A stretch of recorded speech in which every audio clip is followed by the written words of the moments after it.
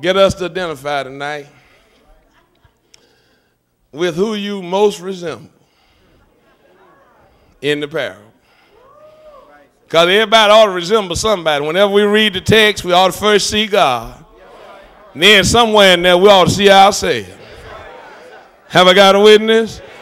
The Bible is God's open letter, written in love, signed in blood, and addressed to you. So somewhere in there, we ought to see ourselves. I wish I could get somebody to help me identify and say, where am I in this text? I know it's a good text because it's about the love of God. I know that it's a great story because I see so many folk in it. But when I look in it, I need to find out, am I anywhere in the passage? And I came by to put a few disclaimers in. I've never been so far in the far country that I did not know my way back home, so I can't identify with the younger boy. I appreciate him being there, but I think I would have stayed with my daddy because he's been so good to me.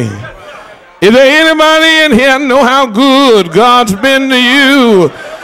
And you already told him, Lord, I will not leave you because you've been too good to me. Have I got a witness there? I can't even identify with the Father because there's some folk I would have let go. There's some folk who have treated me so bad, I just said, bye, see you, don't want to be you. Is there anybody in here say, I can't say I'm like the Father all the time because the Father's love is bigger than my love and his thoughts are higher than my thoughts and his ways are, I'm about to preach up in here tonight, his ways are above my ways. I love him, but that's not me in the text. And I thank God I'm not the elder brother because the elder brother been around the Father all the time.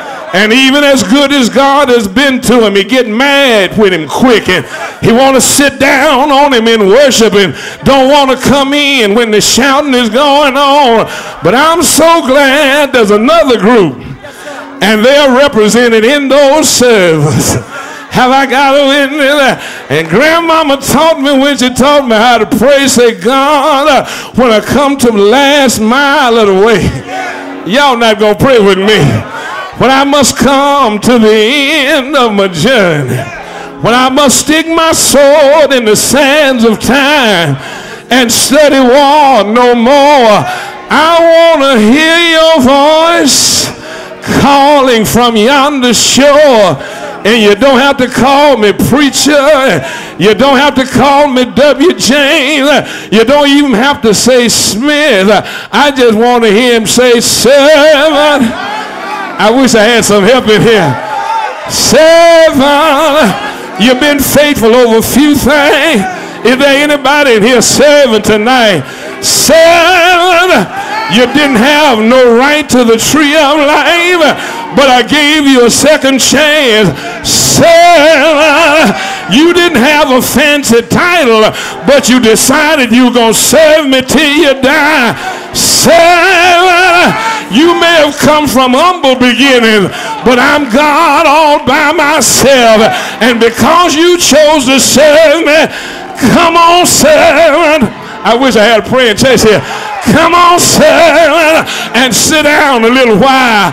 I'm so glad there's a servant in the text. I'm so glad there's a servant in the text because servants don't decide when the party's going to take place.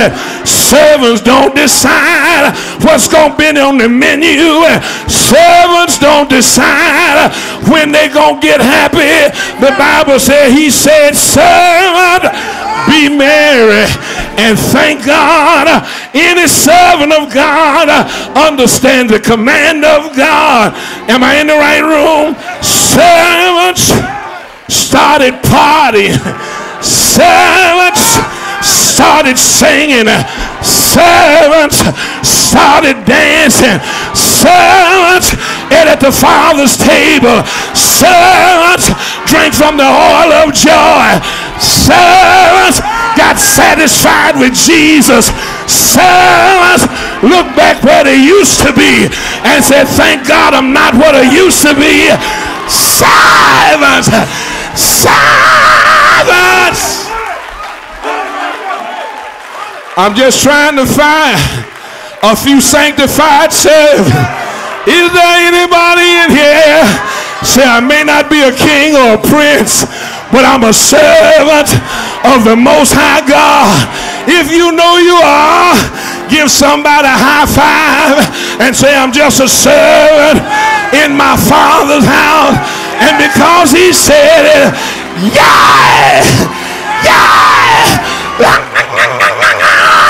I can't help myself. When he said party, I have to start dancing.